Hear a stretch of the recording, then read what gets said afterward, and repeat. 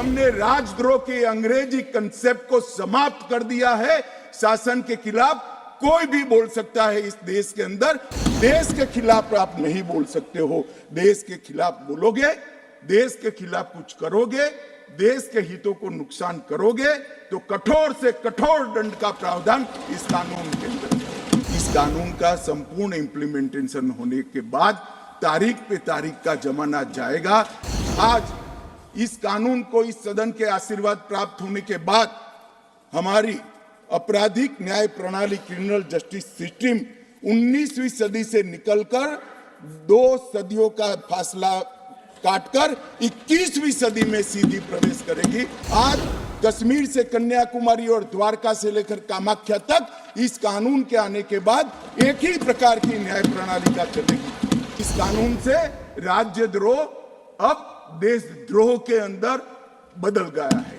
आपराधिक न्याय प्रणाली जो अभी हमारे देश के अंदर काम कर रही है उसमें ये बैलेंस बिगड़ गया था और हमने इसके अंदर बैलेंस ऑफ वर्क का बहुत बारीकी से ध्यान रखा है।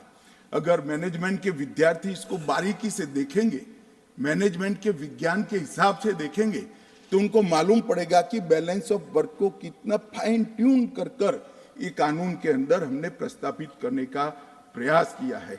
और मान्यवर, मैं आपको और आपके माध्यम से सदन को और सदन के माध्यम से पूरे देश की जनता को विश्वास दिलाना चाहता हूं, इस कानून का संपूर्ण इंप्लीमेंटेशन होने के बाद तारीख पे तारीख का जमाना जाएगा। 3 साल में किसी भी विक्टिम को न्याय मिल जाए ऐसी न्याय प्रणाली इस देश के अंदर प्रस्तावित होगी।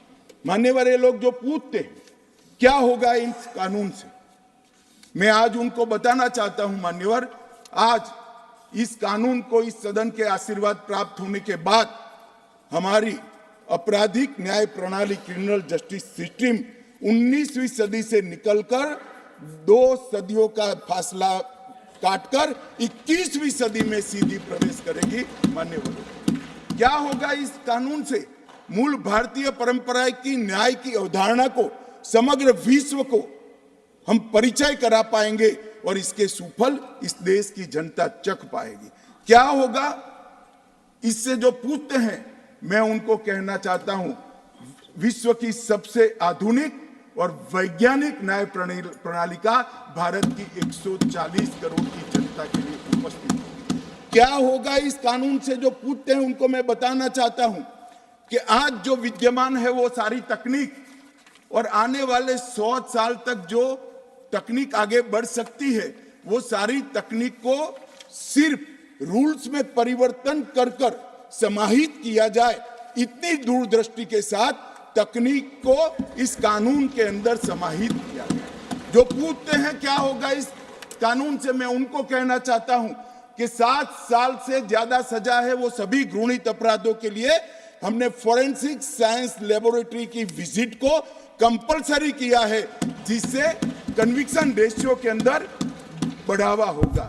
ये जो पूछते हैं क्या होगा इस कानून से, इनको मैं कहना चाहता हूं, अंग्रेज चले गए, पूरे देश में 4 प्रकार की न्याय प्रणाली चलती थी। आज कश्मीर से कन्याकुमारी और द्वारका से लेकर कामाख्या तक इस कानून के आने के बाद एक ही प्रकार की न्याय प्रणाली का चलेगी। मान्यवर, ये पूछते हैं क्या होगा, मैं इनको बताना चाहता हूं, महिलाओं के अधिकारों की रक्षा की बात थी, वो आप विदेश से आए हुए कंसेप्ट और एनजीओ को थोपे गए विचारों से करते थे। हम मातृशक्ति के सम्मान के लिए परंपरागत हमारा जो सम्मान है वो सम्मान को इस कानून के अंदर कानून का स्वरूप देने में सफल हुए हैं, मैं बताना चाहता हूं। मान्यवर, तो पूछते हैं क्या होगा इस कानून से?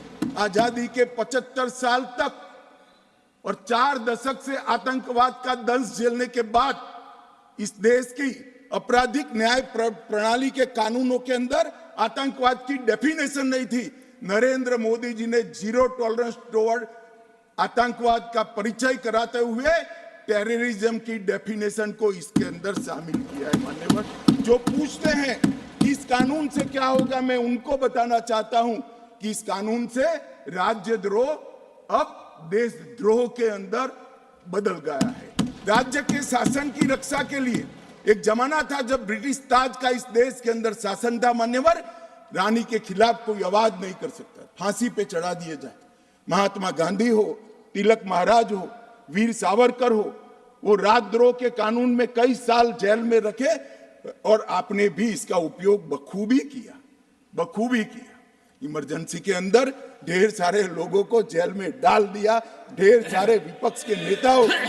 मान्यवर, हमने राजद्रोह के अंग्रेजी कंसेप्ट को समाप्त कर दिया है।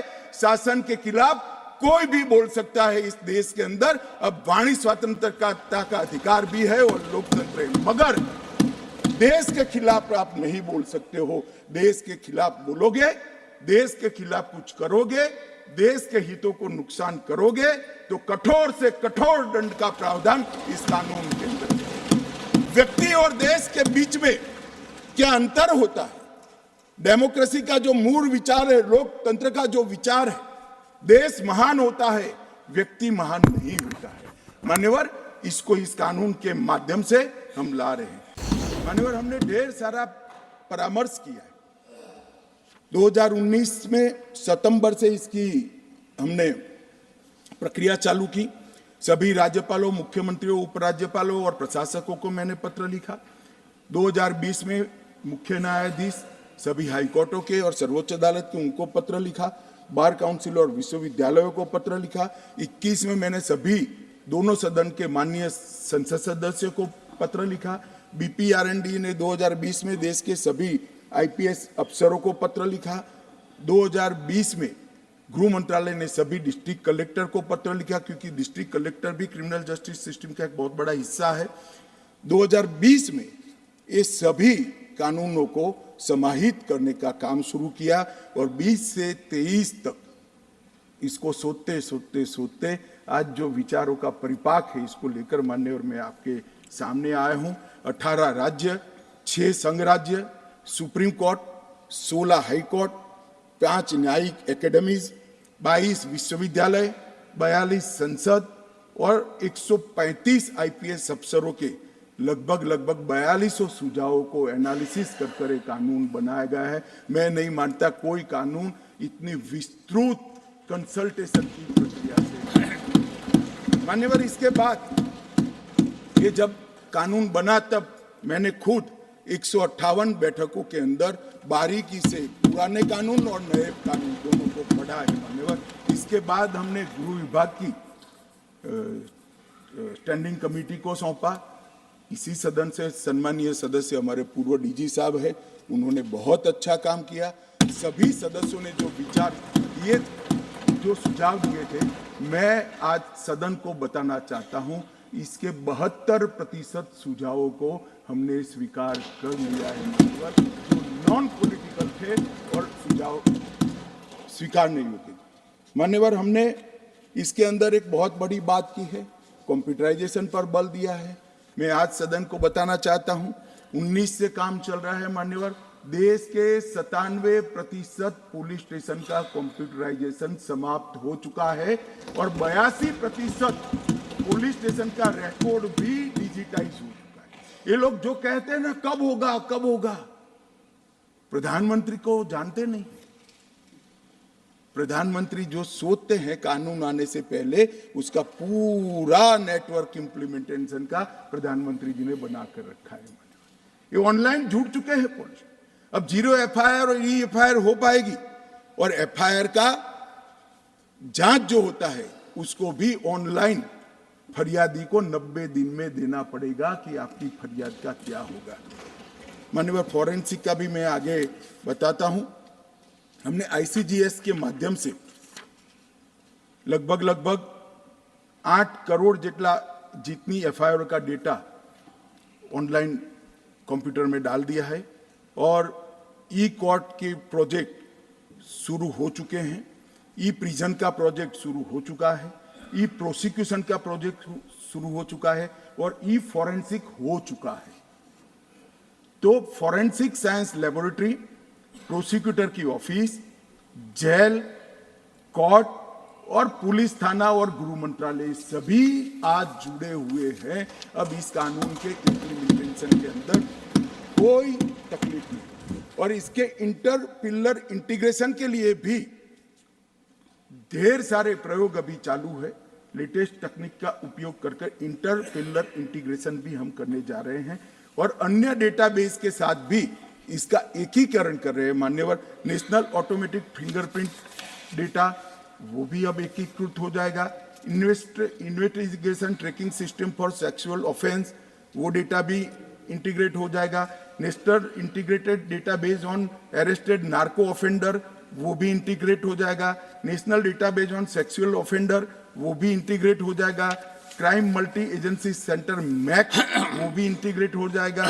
तो सारी आर्थिक गुना की चीजें भी इंटीग्रेट हो जाएगी। इंटीग्रेटेड मॉनिटरिंग ऑफ टेररिज्म मॉट वो भी इंटीग्रेट हो जाएगा। National database of human trafficking offender वो भी इंटीग्रेट हो जाएगा। ट्रैक चाइल्ड वो भी इंटीग्रेट हो जाएगा। इमिग्रेशन वीजा और foreign registration tracking system IVFRT वो भी इंटीग्रेट हो जाएगी। वाहन सारथी और देश भर के सारे CCTV कैमरा चाहे कहीं पर भी लगे हो वो भी इसके साथ इंटीग्रेट हो जाएगा।